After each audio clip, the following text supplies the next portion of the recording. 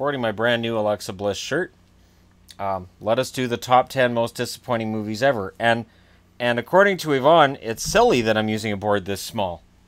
I say it would be silly not to, because the one's got all the games on it. The other one's got my power rankings on it, which you guys don't need to be worrying yourselves about right now. Can't see it anyways, but I made sure you guys can't see even the fact that I've got new magnets on there. They're Rick and Morty magnets. So if you're going, what's that logo? It's Rick.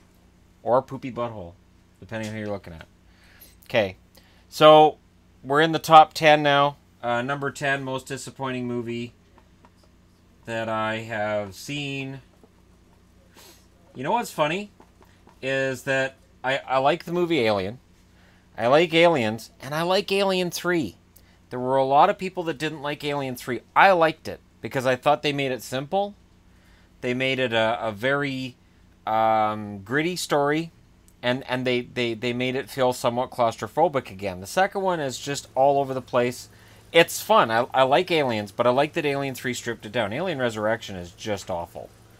Alien Resurrection is made of awfulness. And it's the lines, the dialogue. Alien Resurrection was one of those movies. I wrote lines of the dialogue down on paper because they were so unbelievably bad. I would go back and watch them again and write them down because they were really, really bad.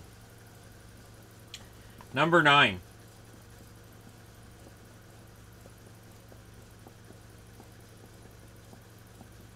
Friday the 13th movies are awful. For the most part, they're bad. The fact that one of them is my most disappointing movie ever, is top 10 most disappointing movies ever, shows just how bad Jason Takes Manhattan really and truly was. Friday the 13th Part 8 takes the promise of Part 6 and 7 and just throws them away in a vat of nuclear waste. Because, you know, there's just nuclear waste that just gets flushed down the sewage system in New York. Remember in the 80s, everything was nuclear waste with New York? Started with Chud. Difference is, Chud was actually a pretty good movie. It's not on this list because it's better than it should have been as a B movie. I actually should watch it with the wife and get her to do a review of it with me because it's not a bad movie, considering how cheesy a topic it is. But, oh, wow. When you're making a movie about New York, it's important to film more than 2 minutes of it in New York. The budget got cut. I get that. Eventually, you find out that Camp Crystal Lake opens into the ocean, which is really stupid. And because suddenly it's in the ocean for some reason. And there's a boat. And then there's when when they're coming into Horseshoe Bay, I yelled out the first time I watched it, that's Horseshoe Bay. And, and then they have stock footage of the Statue of Liberty. Really? Because you can see it's Vancouver. You can see the SkyTrain. It's got the hockey mask painted on the side of it. But you can see SkyTrain. Like, oh, man. It's just awful. And it's funny because Part 7 is Jason versus Carrie. It's silly and it's fun. Part 8 is neither. It's just dumb. Really, really, really dumb. So dumb that even though the rest of the movies are hot garbage, it gets on here. Number 8. With apologies to Ryan Reynolds. But this is unforgivable. And I don't know what's worse. I don't know if it's worse that DC thinks they can make a good movie with Green Lantern. Spoiler alert, you can't. Green Lantern is a silly character. He's sort of like the DC version of what the Fantastic Four are in Marvel. Not really somebody you can take seriously on screen with real actors portraying the parts. They did well with casting. Blake Lively's a very beautiful woman. Perfect choice. Terrible movie. The CGI is bad to the point where, for people who are paying attention during Deadpool, he makes jokes about it. While he's going through the process of becoming Deadpool, he makes Green Lantern jokes. There are Green Lantern Easter eggs throughout Deadpool because he knows how bad it is. They know how bad it is, and they want the people watching this movie to know it's not Green Lantern. We promise. That's how bad Green Lantern was. And it's a shame because the funny thing is, here I am saying you can't make a good Green Lantern live-action movie. And yet, Green Lantern was always my favorite on Justice League when I was a kid. When I'd watch Super Friends, I loved Green Lantern. He was awesome. He had the ring. He could make whatever the hell he wanted. Everything was all green and cool and glowing. And it just doesn't work with real live action. It just doesn't work. Number 7, and people are going to be surprised that this one's at number 7. And I'm going to explain why it's number 7. And that's episode 1, The Phantom Menace. The Phantom Menace has some good ideas in it somewhere that salvage it from being number 1. Like Jar Jar. No, not like Jar Jar. That's blasphemy. Phantom Menace has a lot of crap in it that make it very disappointing. The CGI version of Yoda is just awful, and the entire plot line is nonsensical. They're going to invade the planet. Okay, well, they don't have weapons, so go to the other side of the planet then. And even the first time I watched it, and it's funny because Red Letter Media did their hour-and-a-half long takedown of Phantom Menace, which is fantastic. I cannot recommend it enough. But before I saw that long takedown of Phantom Menace, almost everything they pointed out in that movie, I had pointed out. The funny thing with Phantom Menace is, the first time I saw it, I thought I liked it. And the second time I saw it, I thought I liked it. The third time I started realizing, I don't think I actually like this movie. I think I'm excited because it's Star Wars. It's the first Star Wars movie since Return of the Jedi. Return of the Jedi, which featured Ewoks. So, Phantom Menace just takes the Ewoks and pulls them to the insane amount that equals Jar Jar Binks. There are some fun items in Phantom Menace. I actually like the Naboo fighters. I thought they looked pretty cool. I did like Padme / Princess Amidala's, Queen Amidala's outfits, but they don't match anything else in the entire movie. Nobody else dresses that way. Why is she dressed like an Oriental princess, and everybody else just wears regular robes? Like it's weird. So, and nobody's Oriental that we're like, I don't get it. Anyways, George Lucas apparently had a bunch of time and he had a bunch of visuals he wanted to get on the screen, and it's really bad. And the final battle is the fakest battle I've ever seen, including Attack of the Clones. Attack of the Clones isn't in the top 10. It's not on this list because by the time this came out and it had hit my brain, I knew what to expect with Attack of the Clones, so I wasn't unpleasantly surprised by Attack of the Clones because my heart had already been broken by Phantom Menace. Number 6. And it is hard to write this one down because, again, I was like, oh, this is going to be fun. I love Clerks. I love Mallrats. And later on I would love Dogma, Jay and Silent Bob Strikes Back, Clerks 2, What's Not to Like, Chasing Amy. This should be great. The highlight of Chasing Amy is the speech given by Kevin Smith as Silent Bob in the movie. That's the highlight of the entire movie. You could just watch that scene and skip the rest of it. It is an hour and a half of really bad lesbian jokes being told. It's uncomfortable. It's uncomfortable to watch a movie where a character is a lesbian and they make it a running joke. And the entire idea is, again, because it's a movie, she just hasn't met the right guy yet, becomes the theme. Which is just... I know women who aren't into guys. That's not how it works. They're not just waiting for the right guy to come along. They like girls. So, you know, in this movie, Ben Affleck chases after her, and then when he gets her, you're like... I was like, okay, that's stupid. You've just completely... This movie now was just to make jokes about gay women and just then move on because she's not gay anymore. Just, awful. Just, yuck. Number 5. And I'm going to go, and I'm going to go ahead and admit something as I write this one up here. Terminator Salvation's number 5, and I'll tell you why. I like Terminator 3. I actually like Terminator 3. I could stomach Claire Danes in that movie.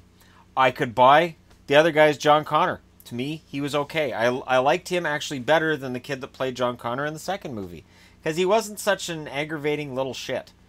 I've never liked the fact that in Terminator movies, and especially in Terminator Salvation, John Connor's really unlikable. And it's like, he's the future of mankind. Well, then we're screwed, because he's a jerk. And there's an ending of Terminator Salvation they took out where you find out that John Connor's actually a Terminator. Yeah. So, it's bad. Terminator Salvation is just incredibly bad. I can't think of anything really to save it. The acting was wooden. The CGI Arnold Schwarzenegger was bad. There were a lot of things in this that were bad. The giant, huge, 8 million foot tall robot that apparently went to the Cloverfield School of Stealth, that's just there. They don't notice it's there, and then you hear these huge, big Transformer noises. So I guess Transformers and Terminators are from the same planet, because that giant, huge, flippin' robot looked a lot like a Transformer. Oh, what a horrible... Couldn't we tell it was going to be bad when we heard Christian Bale flipping out on the crew? Was that because he knew how bad this movie was going to be? He's yelling and screaming at everybody. Number 4.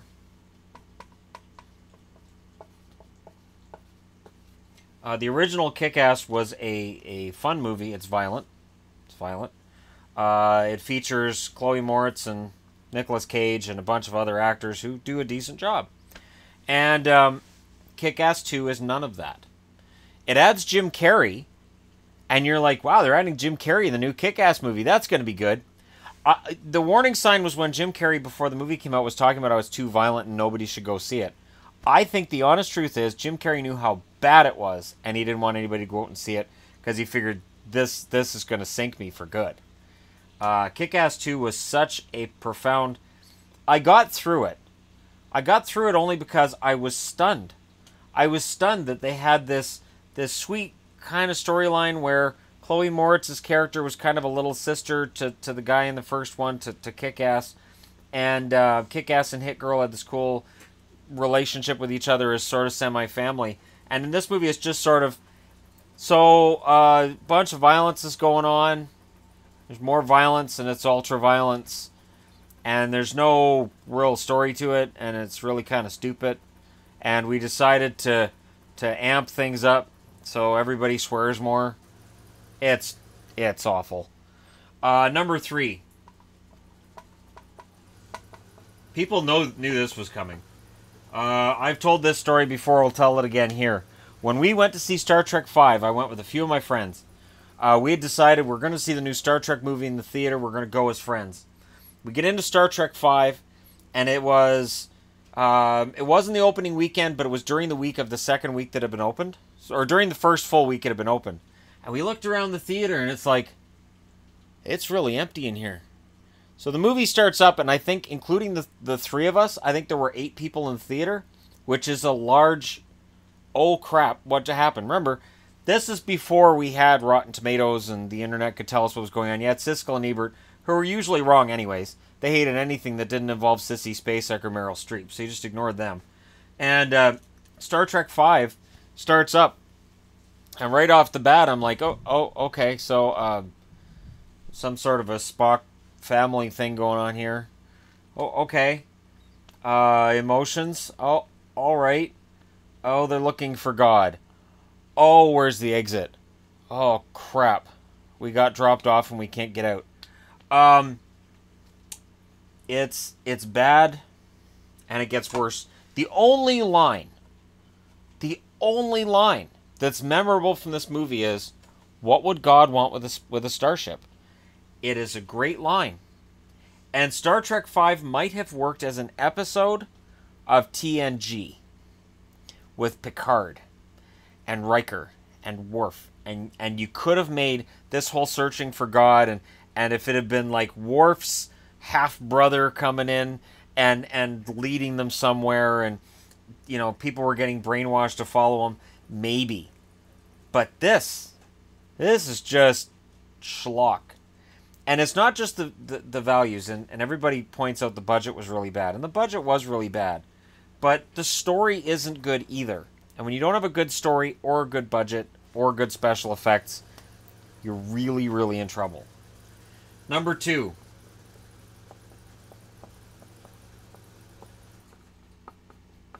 Highlander 2. Highlander is this amazing movie that I've seen, I want to say 50 times. Maybe 60. I love Highlander. Highlander's one of those movies that if I meet somebody and we start talking movies, I'll say, have you ever seen the movie Highlander? And if they're under the age of 30, they'll probably say, no, I haven't.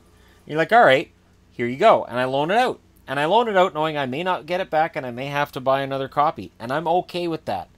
That one, Office Space, Idiocracy, these are movies that I feel that everybody needs to see. And when they haven't seen them, I will loan them to them. Highlander 2, I would rather set myself on fire than watch it. And it's weird because as much as I love the first, I loathe the second. The second takes all of the wonderful plot of the first one and crumples it up in a ball and throws it in the garbage. And I remember when I watched it with a friend of mine, and the only way that I got through it was that I didn't watch it alone. If I'd watched it alone, I would have turned it off. But because it was a friend of mine and myself that were watching it, and we were making fun of it right away. Right away, we were making fun of it. We're like, okay, so fire makes Connor young? Okay. And at that point, just, all right, okay, we're done. That's it. There's nothing serious in this movie because you can't come back from that. And then Ramirez is alive because he feels like it. Of course, Sean Connery's there, again, as a Spanish guy who speaks with a Scottish accent because that's what Ramirez does. Sean Connery, I swear, he reads for roles, and it's like, well, can you do an accent? Can do my own. Can you do a Spanish accent? It's going to sound Scottish. All right, well, you're Sean Connery, so okay, you're hired. It's sort of like when Raiden is portrayed by Christopher Lambert in Mortal Kombat. But that's forgivable because Christopher Lambert's delightful in that and doesn't take himself too seriously. And I really think that Highlander 2, Sean Connery had to have worked this one drunk. Because I can't see how he could have read the script and been on the set day after day and not said, wow, this is colossally bad. There's a recut. I've never seen the recut because to me, if the director has to go back and edit out half of the movie and edit in all these other scenes and cobble a completely different movie together to try to make it make sense, it's crap. It's really legitimately crap. Yeah, it's bad. The only movie. The funny thing is, the same weekend I watched this one, I watched the movie Watchers, and it's not on this list because, I hadn't expected much from the movie because when they announced Watchers was coming out, Michael Ironside's name was in it. I'm like, what?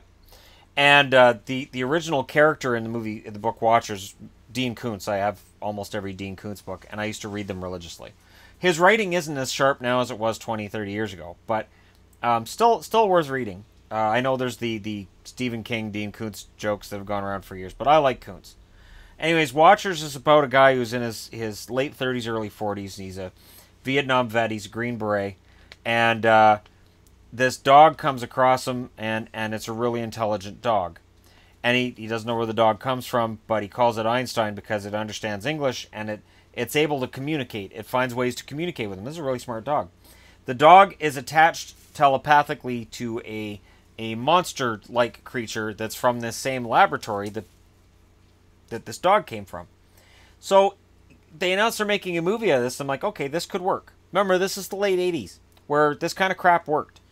And they announced that Corey Haim was playing the main character, and I went, pardon?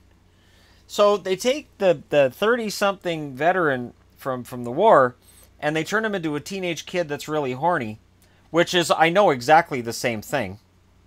And then instead of the dog being really smart and communicating via keyboard and other means that he used, abacus, whatever else, in the books, the dog is instead called Furface. Yeah. That's... Rover was too complicated for this idiot Corey Haim? Probably.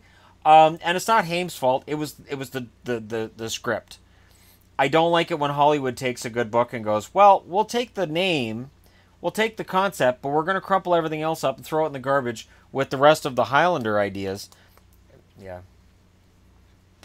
Anyways, that's not even on the list.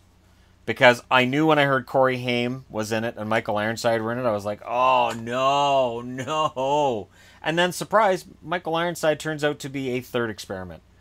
And I remember when in the movie this big stupid reveal happens and he's a third experiment, I got Tourette's. In that moment, I got full-on Tourette's. My friend had to stop the movie because I was cursing and swearing so loud and so frequently, and I was physically throwing things around the room. And this wasn't my house. I started picking things up and throwing them because when I heard, there's a third experiment, I'm like, no, there isn't. Read the book. Okay. And the most disappointing movie I've ever seen There's no third experiment. You're a third experiment. Me a third experiment. We had all waited a long time for Ghostbusters 3. There had been Ghostbusters 3 rumors. They sent a Ghostbusters 3 script to Bill Murray. Reportedly, he cut it to pieces or ripped it up and sent it back. He said it was stupid. Ghostbusters 2 has always disappointed people, but you know what? I don't mind Ghostbusters 2. Yeah, it's a little cheesy. Yeah, the Statue of Liberty walks, which is... They didn't build it that way, so I'm not sure how that works either. But you know what? It's kind of a fun little movie. And it's not meant to be taken too seriously. And really, how much more serious can you make it? Well, here's the thing. The Ghostbusters reboot, when they announced that women were going to play the parts, I didn't mind. Because I found Melissa McCarthy funny in movies. I found her funny in Spy. I found her funny in The Heat. I have found her funny in movies. So I didn't look at that and say, oh, that's it. This movie's going to be crap. Some people did. Some people said, you can't have women Ghostbusters. This doesn't work. And I said, well, wait. Wait, no. They've got a talented cast. So that since they've got a talented cast, and they seem to have gone with each person plays the role of this, like, you got the black one and the heavy one, and it's weird. You've got the Egon one. That was the thing that threw me, was I thought, why do they all have to look like the originals? And then what weirded me out was they said, okay, well, it's not going to be a sequel. And I'm like, but no, what? And then, no, it's not going to be a sequel, but all of the original Ghostbusters are going to have cameos in this movie. And that was when I went, uh-oh. Why? Why would you do this? So, I tried. I tried really hard to give this movie a chance. And when it came out in theaters and everybody savaged it, I'm like, okay, it sounds pretty bad. Then it came out on DVD. It was on Movie Central one day, and I thought, you know what, I'm going to try it. I'm going to try this. And I went into it thinking, this is going to be bad. And it was worse than I'd expected. The Ghostbusters used to trap ghosts. I'm not sure if the people that made this movie know they're supposed to trap ghosts, but they're supposed to trap them. And they're supposed to stick them in a vault. And this movie just doesn't, it, you know, and I don't want to crap on it. I don't. You know, I want Indiana Jones and the Crystal Skull to be right here too. But the Crystal Skull, anybody that thought that was going to be good is insane. This is about movies that are disappointing because I thought they should have been good. And rebooting Ghostbusters, to me, you don't have to make a shot-by-shot remake. Okay, you don't have to do like, somebody mentioned one of my videos earlier how I felt about Rob Zombie's Halloween movie. And here's how I feel about Rob Zombie's Halloween movie. It would have been better if the studio didn't step in and say, okay, and you have to end it like the original Halloween. You have to have it on the same street. You have to have any bracket. No. Just let Rob Zombie make something completely different. And I think it would have been better because the scenes where Michael's a kid actually aren't bad. Rob Zombie's not a bad director. He feels sort of like a dumbed-down version of David Lynch. David Lynch, when the original Twin Peaks was on TV and he had to watch what he did for critics, I always felt like he had more clever scenes when he couldn't have the swearing and the gore and the violence he would normally have in his movies. And to me it feels like if Rob Zombie got a show on a network TV channel where he has to watch what he does and he has to tone down the violence, I think he could write something really fantastic. I think there's a fantastic director and writer there. That's why Devil's Rejects isn't on this list. Devil's Rejects made me sick to my stomach. I couldn't get through it. But it is what it's supposed to be. The movie does what it's supposed to do. You're supposed to feel that way. I think that if Rob Zombie was to make something for TV that, you know, and it could be amped up, it could be an HBO level, but something that's not as violent and as extreme as what he does in his theatrical releases, I think there could be something really good there. That's why Halloween doesn't get a disappointing rating for me. I really actually enjoyed the first half of that movie pretty well. I thought it was a pretty good movie. Compared to Ghostbusters, it's Citizen Kane. It's Godfather. I don't understand how you can have that many women on the cast who are naturally really, really funny. Kate McKinnon is funny, and she's very attractive, and yes, in real life she is gay. What do they stress about her in this movie? That she's gay. And it's Chasing Amy all over again. You can't make a movie funny with one joke over and over and over again. You're beating up on your audience. You're exhausting them. So that's why I didn't like Ghostbusters. I don't care that it's women. I really, really don't. I didn't think that was a big deal. Because a cast of women can be very entertaining. There's a movie, Annihilation, that Red Letter Media did a review on this week. I have to see that movie. It looks fantastic. And the cast is mostly women for that. And that doesn't bother me in the slightest. I like Steel Magnolias, which is a female-dominated cast. I like Fried Green Tomatoes, even though it got watched way too many times in my presence. But I still enjoy it, and the main stars are women. I enjoy movies with women in them. But I think the most embarrassing thing about Ghostbusters is that every time somebody slammed it, every time somebody said this movie's a piece of crap, they got labeled as sexist. They got labeled as holding women down, and you don't respect women in cinema. You should be able to say a movie sucks when it sucks, because it sucks, and not care who's in it. And sadly, that didn't happen with this movie. So I can't recommend people stay away from it enough, because it's not so bad that it's good. It's just continually bad. And you keep thinking, well, it's going to get better, and it just doesn't. It just doesn't. So there you go. Those are my most disappointing. And again, remember, these aren't necessarily the worst movies I've seen. These are the ones that really should have been something more than what they were. Or in Friday the 13th Part 8's whole setup, Crystal Lake doesn't empty into the ocean. That's not what lakes do. It's not attached to the ocean. That makes it Crystal Inlet. And Crystal Inlet Camp doesn't work. You're going to have to worry about kids getting dragged out into the ocean and sharks. And then you got Jaws versus Jason. Oh, God, I gave them an idea. Okay, before Jason versus Jaws happens, I'm going to end this here. Hit like and subscribe if you're browsing your way through. You just happened upon this video. I will be rocking this shirt a lot over the next little while. Like this shirt quite a bit. And thank you very much for watching. I'll talk to you again soon.